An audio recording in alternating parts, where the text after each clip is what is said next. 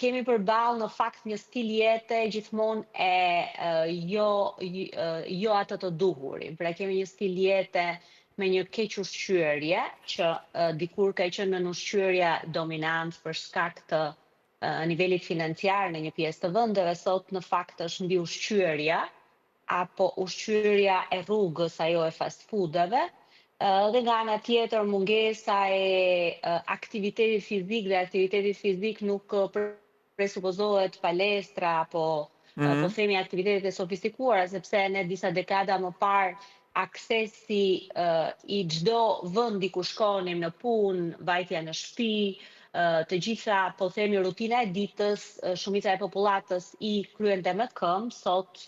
aksesi çdo vend me makinë, ndëntja shumë orë ulur për shkak të punës, por edhe aksesi po themi, i elektronikës, i rrjeteve sociale në të tëra moshat, ka bërë që në fakt me gjithë informacionin që ne japim pafund nëpër ekrane televizive dhe në media, stili jetës është ai që po e komplikon edhe sëmundshmërinë, por padyshim edhe jetëgjatësinë. Kështu që ne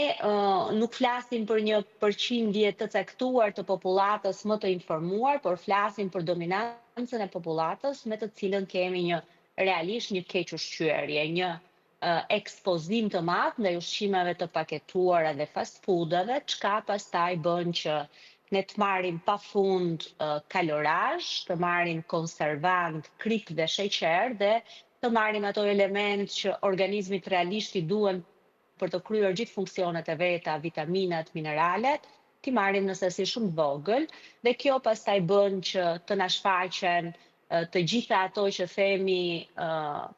patologjit apo rrisqet e kohës moderne, që fillojnë nga mbipesha, nga obeziteti,